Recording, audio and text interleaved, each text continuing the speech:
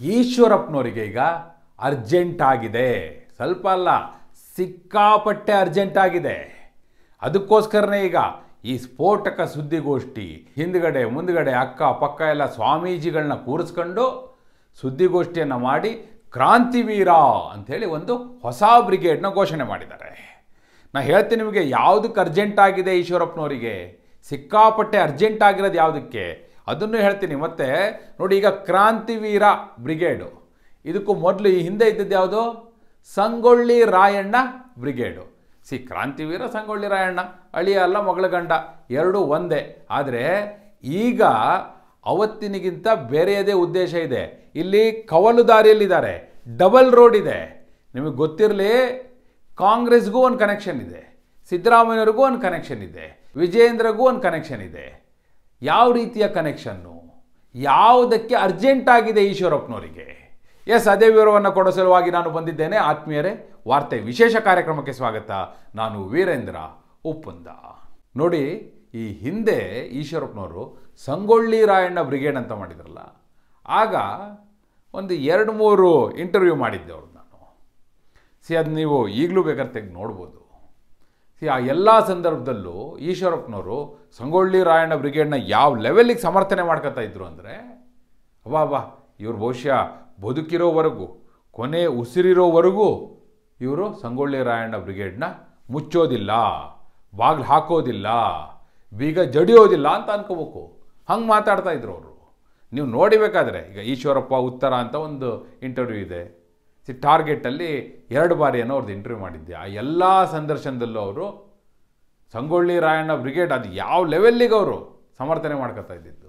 ನಾನು ನೇರವಾಗಿ ಕೇಳ್ತಾ ಇದ್ದೆ, ಸ್ವಾಮಿ ನೀವು ರಾಜಕೀಯಕ್ಕಾಗಿ, ಅಧಿಕಾರಕ್ಕಾಗಿ, ಶಿವಮೊಗ್ಗದ ಟಿಕೆಟ್ಗಾಗಿ ಇಷ್ಟೆಲ್ಲ ಮಾಡ್ತಾ ಇದ್ದೀರಿ ಅನ್ನುವ ಹಿನ್ನೆಲೆಯಲ್ಲೇ ಮತ್ತು ಅವ್ರ ಕೋರ್ ಕಮಿಟಿಯಲ್ಲಿ ಏನೆಲ್ಲ ಪ್ರಸ್ತಾಪ ಆಗಿತ್ತು ಅವೆಲ್ಲದರ ಮಾಹಿತಿಯ ಹಿನ್ನೆಲೆಯಲ್ಲೇ ಕೇಳಿದಾಗಲೂ ಕೂಡ ಏನು ಅವ್ರ ರೋಷ ವೇಷ ಅದೇನು ಉಕ್ಕಿ ಹಾಗೆ ಹೊರಹೊಮ್ತಾ ಇತ್ತು. ಏನೇನು ಪದ ಬಳಸ್ತಾ ಇದ್ರು. ನೀವು ಕುಡ್ಕೊಂಡು ಬಂದು ಮಾತಾಡ್ತಾ ಇದ್ದೀರಾ ಅಂತೆಲ್ಲ ಹೇಳೋರು. ಕಡೆಗೆ ಗೊತ್ತಾಯ್ತಲ್ಲ ಸಂಗೊಳ್ಳಿ ರಾಯಣ್ಣ ಬ್ರಿಗೇಡ್ ಏನಾಯಿತು ಅಂತ. ಕುಡ್ದವ್ರು ಯಾರು, ಅಧಿಕಾರದ ನಶೆಯನ್ನು ತಲೆಗೆ ಏರಿಸ್ಕೊಂಡಿದ್ದವ್ರು ಯಾರು, ಎಲ್ಲ ವಾಸ್ತವ ನಿಮ್ಮ ಎದುರುಗಡೆ ಇದೆಯಲ್ಲ. ಏನಾಯಿತು ಸಂಗೊಳ್ಳಿ ರಾಯಣ್ಣ ಬ್ರಿಗೇಡು? ಬಾಗಿಲು ಹಾಕಿದ್ರಲ್ಲ, ಇವ್ರಿಗೆ ಶಿವಮೊಗ್ಗ ಟಿಕೆಟ್ ಸಿಗ್ತಿದ್ದ ಹಾಗೆ, ಮಿನಿಸ್ಟರ್ ಆಗ್ತಿದ್ದ ಹಾಗೆ. ಅದಕ್ಕೂ ಮೊದಲೇ ಅಮಿತ್ ಶಾ ಅವ್ರು ಹೇಳಿದ್ರು ಅಂಥೇಳಿ ಬಾಗಿಲು ಹಾಕಿದ್ರು. ಈಗ ಕ್ರಾಂತಿವೀರ ಅಂಥೇಳಿ ಬ್ರಿಗೇಡ್ನ ಘೋಷಣೆ ಮಾಡಿದ್ದಾರೆ. ನಾನು ಹೇಳಿದೆ ಸಿದ್ದರಾಮಯ್ಯವ್ರಿಗೊಂದು ಕನೆಕ್ಷನ್ ಇದೆ ಅಂತ ಹೇಳಿದೆ, ಕಾಂಗ್ರೆಸ್ಸಿಗೊಂದು ಕನೆಕ್ಷನ್ ಇದೆ ಅಂತ ಹೇಳಿದೆ, ವಿಜಯೇಂದ್ರಗೊಂದು ಕನೆಕ್ಷನ್ ಇದೆ ಅಂತ ಹೇಳಿದೆ, BJPಗೂ ಒಂದು ಕನೆಕ್ಷನ್ ಇದೆ, ಸಂಘ ಪರಿವಾರಕ್ಕೂ ಒಂದು ಕನೆಕ್ಷನ್ ಇದೆ. ಅದೇನು ಅಂತ ಹೇಳ್ತೀನಿ ನಾನು ನಿಮಗೆ, ಡೀಟೇಲ್ ಆಗಿ ಹೇಳ್ತೀನಿ, ಉದಾಹರಣೆ ಸಹಿತ ನಿದರ್ಶನ ನಿಮ್ಮ ಎದುರುಗಡೆ ಇಟ್ಬಿಟ್ಟು ಹೇಳ್ತೀನಿ. ಈಗ ಅವರು ಕ್ರಾಂತಿವೀರ ಅಂತಲಿ ಘೋಷಣೆ ಮಾಡಿದಾಗ ಸಹಜವಾಗಿ ಪ್ರಶ್ನೆಗಳು ಅವ್ರ ಎದುರುಗಡೆ ಬಂತು. ಈ ಹಿಂದೆ ನೀವು ಸಂಗೊಳ್ಳಿ ರಾಯಣ್ಣ ಬ್ರಿಗೇಡ್ ಮಾಡಿದಾಗ ಆಗಲೂ ಕೂಡ ನಿಮ್ಮ ಬೇಳೆಕಾಳನ್ನ ಬೇಯಿಸ್ಕೊಂಡ ಮೇಲೆ ಅದನ್ನು ಬಾಗಿಲು ಹಾಕಿದ್ರಿ. ಈಗಲೂ ಹಂಗೆ ಮಾಡಲ್ಲ ಅಂತ ಏನು ಗ್ಯಾರಂಟಿ?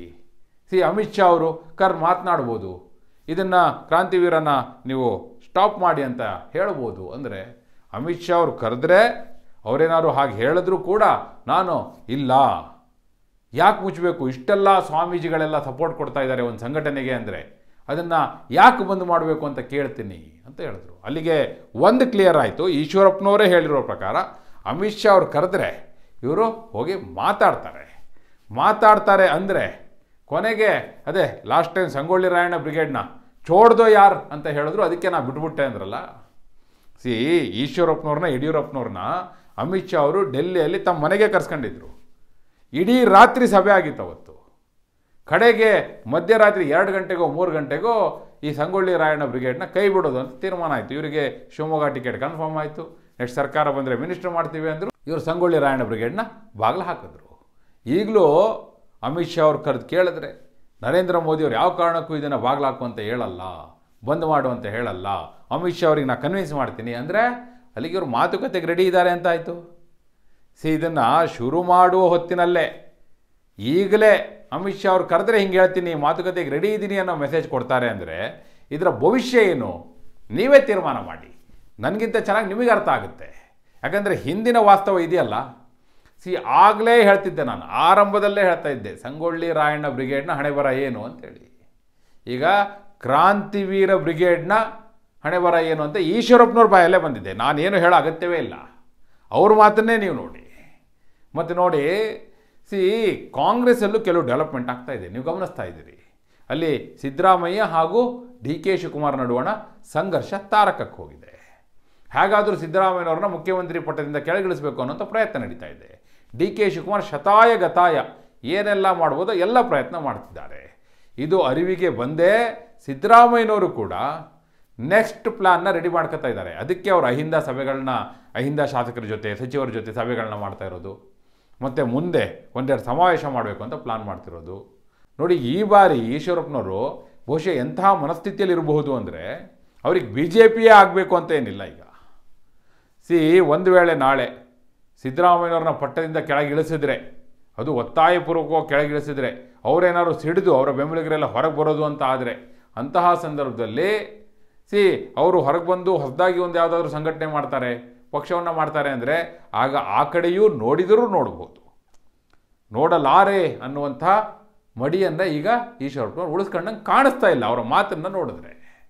ಯಾಕಂದರೆ ಸಿದ್ದರಾಮಯ್ಯವ್ರ ಬಗ್ಗೆ ಅವರ ಮಾತುಗಳನ್ನ ನೋಡಿ, ಒಂದು ಸಾಫ್ಟ್ ಕಾರ್ನರ್ ಇಟ್ಕೊಂಡೇ ಮಾತಾಡ್ತಾರೆ. ಅದಕ್ಕೆ ಕಾರಣವೂ ಇದೆ. ಮತ್ತು ಇದರ ಮೂಲಕ ನಾನು ಹೇಳಿದೆ ವಿಜಯೇಂದ್ರಗೊಂದು ಕನೆಕ್ಷನ್ ಇದೆ ಅಂತ. ಇದನ್ನು ಇಟ್ಕೊಂಡು ನಾಳೆ BJPಯವರೇನಾದರೂ ಸಂಧಾನಕ್ಕೆ, ರಾಜಿಗೆ, ನಾನು ಹೇಳಿದ್ನಲ್ಲ ಈಗ ಅಮಿತ್ ಶಾ ಅವ್ರು ಕರೆದು ಚೋಡ್ದೋ ಯಾರು ಅಂದ್ಬಿಟ್ರೆ ಏನು ಮಾಡ್ತಾರೆ ಅಂತೇಳಿ, ಅಂತಹ ಪ್ರಯತ್ನ ಶುರು ಆದರೆ ಆಗ ಇವರೊಂದು ಒತ್ತಡವನ್ನು ಕ್ರಿಯೇಟ್ ಮಾಡ್ತಾರೆ. ವಿಜಯೇಂದ್ರ ರಾಜ್ಯಾಧ್ಯಕ್ಷ ಪಟ್ಟದಿಂದ ಕೆಳಗಿಳಿಬೇಕು ಅನ್ನುವ ಒಂದು ಗುಂಪೇನಿದೆ, ಅದರಲ್ಲಿ ಈಶ್ವರಪ್ಪನವರು ಇದ್ದಾರೆ. ಅದಕ್ಕೂ ಇದನ್ನು ಬಳಸ್ಕೊಳ್ಳುವಂಥ ಸಾಧ್ಯತೆ ನಿಚ್ಚಳವಾಗಿದೆ. ಬಹುಶಃ ಈ ದೃಷ್ಟಿಯಿಂದ ನೋಡೋದಾದರೆ ಈಶ್ವರಪ್ಪನವರು ಕ್ರಾಂತಿವೀರ ಬ್ರಿಗೇಡ್ ಮೂಲಕ ತಮ್ಮ ಅಸ್ತಿತ್ವ ಉಳಿಸಿಕೊಳ್ಳುವಂಥ ಪ್ರಯತ್ನವನ್ನು ಮಾಡ್ತಾ ಇದ್ದಾರೆ. ಇದೇ ಮಾತನ್ನು ನಾನು ಸಂಗೊಳ್ಳಿ ರಾಯಣ್ಣ ಬ್ರಿಗೇಡ್ ಅವರು ಮಾಡುವಾಗಲೂ ಹೇಳಿದ್ದೆ. ನಿಮ್ಮ ಅಸ್ತಿತ್ವಕ್ಕೋಸ್ಕರ ಮಾಡ್ತಾ ಇದ್ದೀರಿ ಅಂಥೇಳಿ. ಅವ್ರ ಆನ್ಸರ್ ಏನಿತ್ತು ಅಂತಲಿ ನೀವು ನೋಡಿ.